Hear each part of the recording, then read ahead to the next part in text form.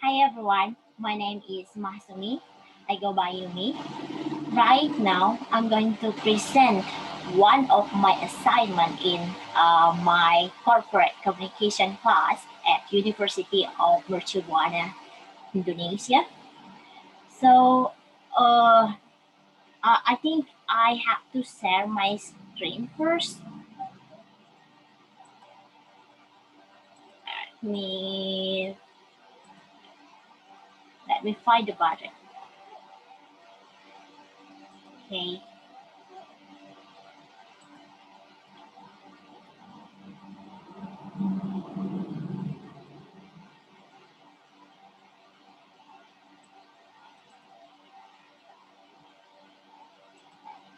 Okay.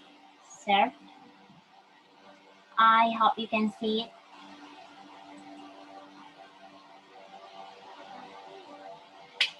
Fine, let's start. So, as I told you previously, this is part of my assignment in my class of corporate communication strategy. In this assignment, we were asked to overview or explain a detailed strategy on how to do a CSR for the company. So the company that I choose is the one that I'm currently work for. It is Johnson and Johnson. And without any further ado, let's go to the next slide. Well, first, before going to the strategy, I'd like to give an overview of what a CSR is. So, as you can read on the slide, CSR or corporate social responsibility is a self-regulating business model that helps the company to be socially accountable, but not just to itself, but also to its stakeholders and the public. By practicing CSR, companies can be conscious of what kind of impact they are having on every aspect of society, including economic, social, and environmental.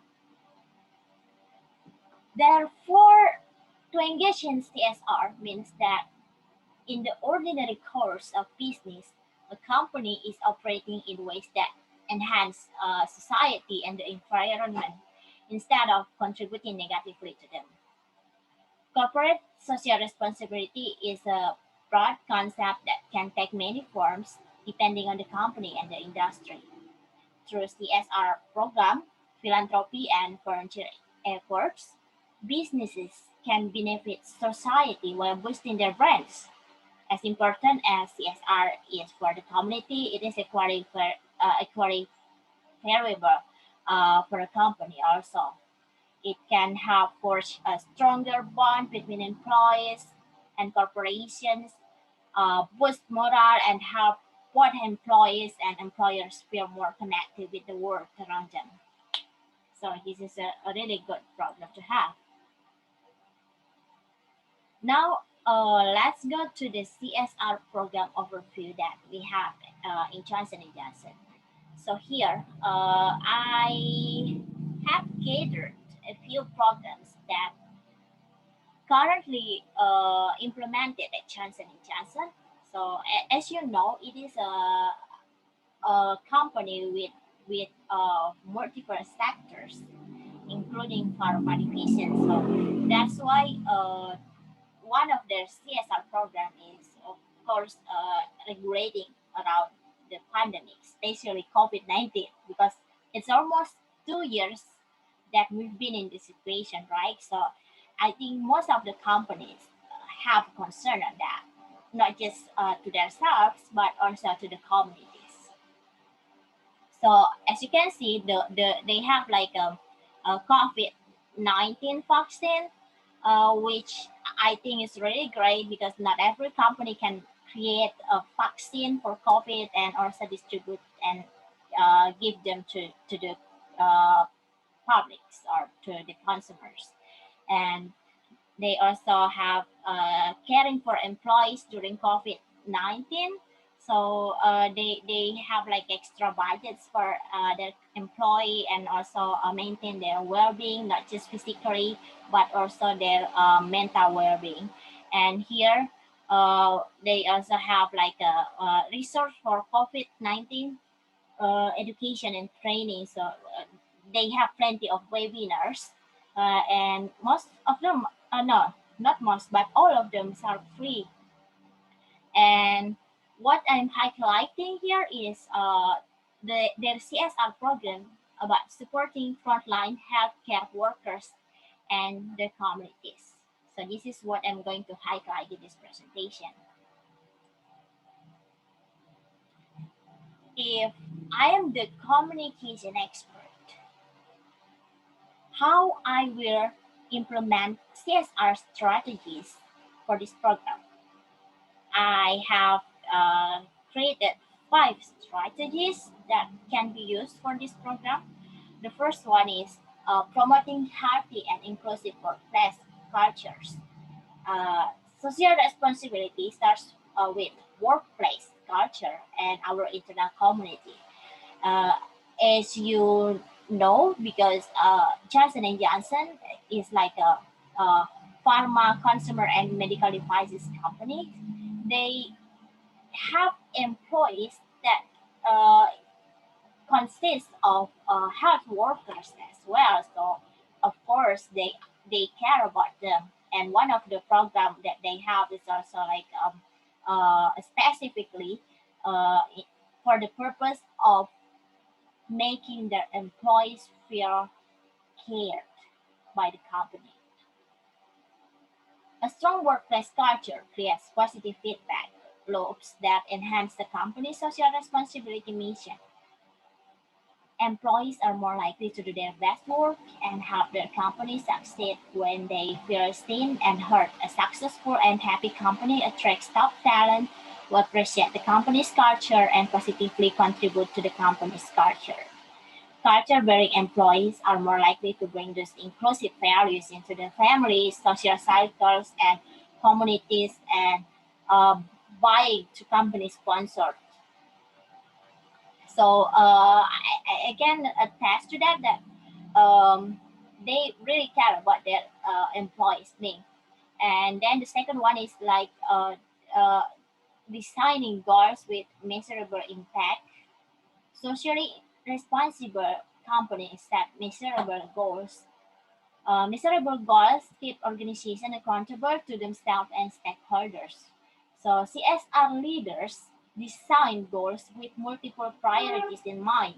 These priorities include community impact, internal business practices, marketing reach, and public and government relations.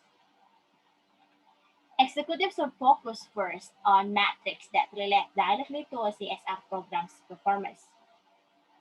So here, for this supporting frontline program,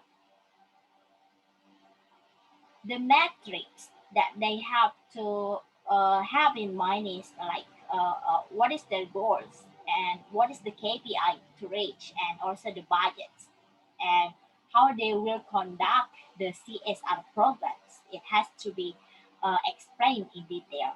The time frame is also important because goal setting consideration. CSR leaders should consider short-term and long-term goals for programs. Some programs demand longer time horizons than others, and it is up to the CSR leader to set goals that accurately reflect this time horizon. The third one is aligning community impact goals with business practices. Successful socially responsible companies identify causes that align with their corporate mission, employee base, and communities. These organizations then advance these causes through authentic and sincere actions. The fourth strategy is like socially responsible companies leverage their core capabilities. It means that companies also achieve authenticity when they play to their strength. The most impactful socially responsible companies take advantage of their strongest assets, what they're really good about, and they utilize that. The last one is soliciting feedback and engagement to maximize stakeholder value.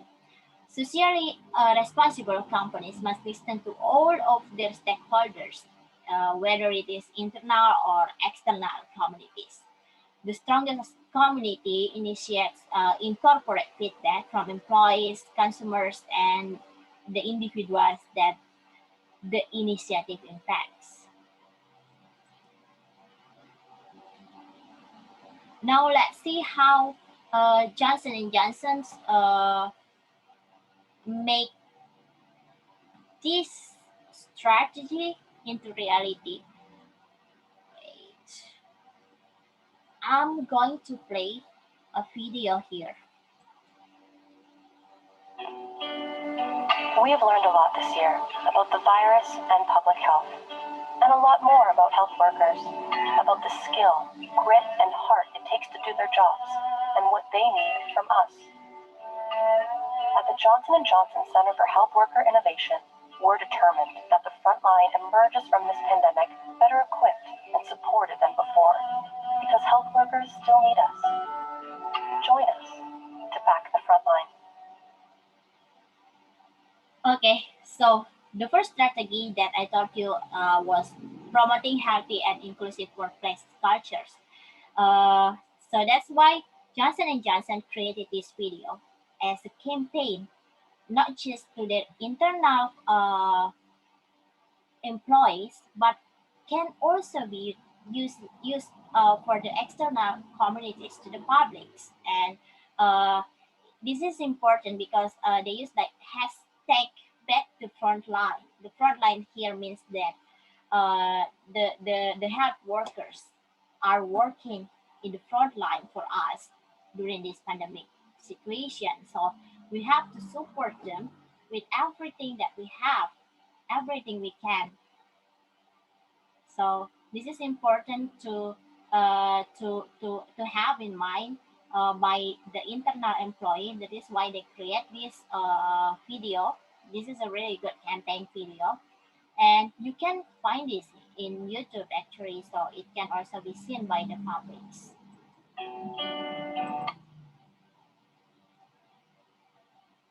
The next one is how they really support the frontline health workers and community program.